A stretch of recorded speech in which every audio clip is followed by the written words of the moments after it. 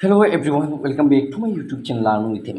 প্রিয় শিক্ষার্থীরা, তোমাদেরকে আবারও স্বাগতম জানিয়ে আজকের এই ভিডিওতে ক্লাস 7-এর যে 8.1-এর যে রাশি তুলনাগুলো রয়েছে, আমরা আগের ভিডিওতে 1 নম্বর, 2 নম্বর, 3 1 নম্বরের যেটা রোমান 1 2 3 4 5 পর্যন্ত আমরা কমপ্লিট করে ফেলেছি। তারপর 2 নম্বরের 1 2 3 4 পর্যন্ত আমরা রোমানের যে সংখ্যাগুলি রয়েছে আমরা 1 2 3 4 পর্যন্ত আমরা 2 নম্বরের কমপ্লিট করে ফেলেছি। তোমরা যদি আগের ভিডিওগুলো না দেখে থাকো তাহলে সরাসরি প্লে লিস্টে বা চ্যানেলের মধ্যে ভিডিওসে গিয়ে এই ভিডিওগুলি দেখে তারপর তোমরা 3 নম্বর থেকে শুরু করে আজকে বাকি অঙ্কগুলো করার চেষ্টা করবো। ঠিক তোমরা যদি আগের ভিডিওগুলো না দেখে থাকো তাহলে সরাসরি তোমরা প্লে লিস্টে গিয়ে এই ভিডিওগুলি দেখে তারপর এই ভিডিওগুলি দেখলে তোমাদের অনেক কিছু কনসেপ্ট ক্লিয়ার হয়ে যাবে।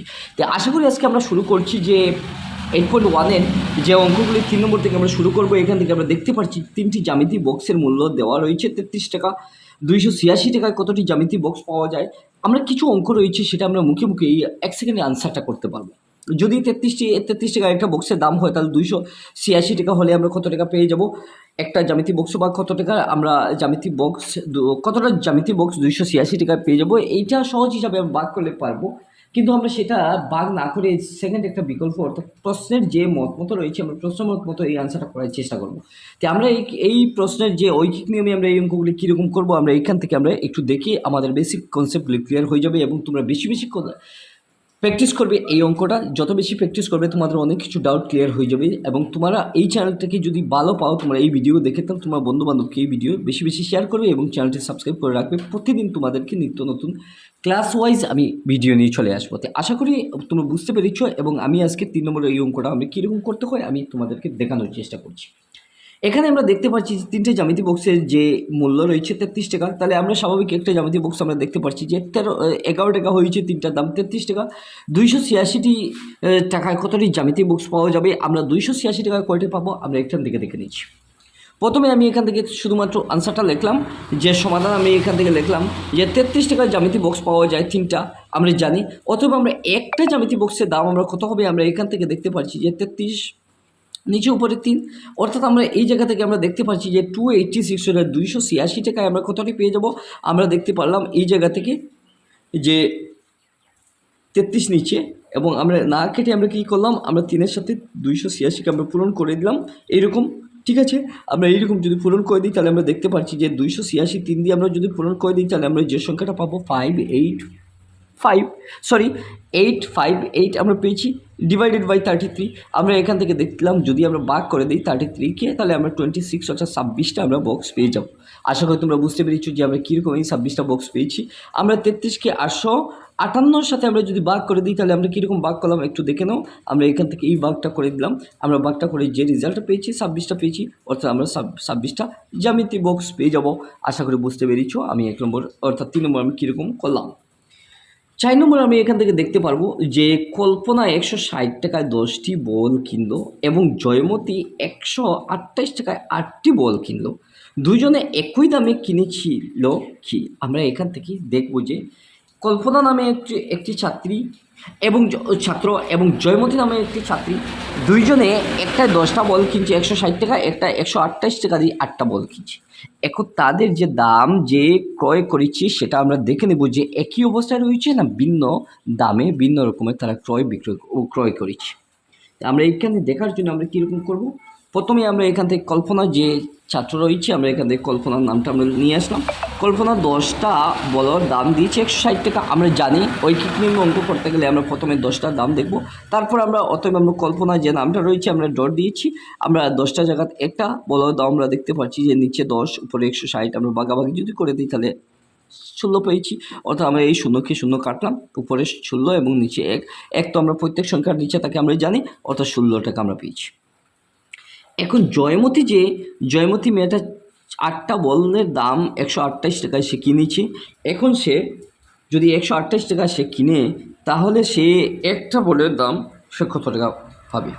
আমরা এখান থেকে একটা বলের দাম আমরা দেখতে পেলাম যে একটা বলের দাম যে 128 উপরে নিচে 8 দিয়ে আমরা যদি কাটাকাটি করি তাহলে আমরা এখান থেকে দেখতে পেলাম যে 8 16 128, আমরা এখান থেকে আবার দেখতে পেলাম 8। তো অতএব আমরা কী লিখবো যে যেহেতু কল্পনা এবং জয়মতী একটা বল কিনা দাম সমান, একটা যে বলগুলি কিনছে এই বলগুলির কিনা দাম সমান, তাই আমরা এখান থেকে কিন্তু সহজেই বুঝতে পারলাম এর কিনা দামটা সমান। ঠিক আছে, আমরা যদি এইরকম যদি 4 নম্বরটা করে ফেলি তাহলে আমরা সরাসরি 5 নম্বরে চলে যাব। 5 নম্বর আমরা কীরকম দেখব একটু দেখে নিই। প্রশ্ন বলছে জেনেলিয়া পুরো বছরে গড় ভাড়া বাবদ ৬৭,০০০ টাকার প্রয়োজন। ঠিক আছে, যদি 3 মাস পর পর গড় ভাড়া দিতে চায় তাহলে কত টাকা দিতে হবে? জেনেলিয়া পুরা বছরের গড় ভাড়া বাবদ সে 6,600 অর্থাৎ ৬৭,০০০ টাকা তার প্রয়োজন। যদি 3 মাস পর পর গড় ভাড়া দিতে হয় তাহলে কত টাকা দিতে হবে? আমরা এখান থেকে জেনেলিয়া যে ব্যক্তিটা, আমরা এই জায়গা থেকে জেনেলিয়া আমরা দেখতে পেলাম 12 মাসের গড় ভাড়া সে 6,66,000 টাকা দিয়েছে। অথবা আমরা 1 মাসের আমরা এখান থেকে দেখতে পারবো 1 মাস মানে 12 দিয়ে আমরা ভাগ করে দেবো। 12 দিয়ে 66কে যদি আমরা করে দিই তাহলে কত হবে আমরা এখান থেকে দেখে নেব। জেনেলিয়া 3 মাসের গড় ভাড়া আমরা 12 দেখতে পেলাম, আমরা তার সাথে আমরা 3 মাসকে আমরা করে দেবো। 3 মাস এবং 12 নিচে আমরা 66,000কে আমরা করে দিই, তাহলে 3 4 12 আমরা এইরকম করে দিলাম, অর্থাৎ 4 নিচে এবং 66,000 উপরে।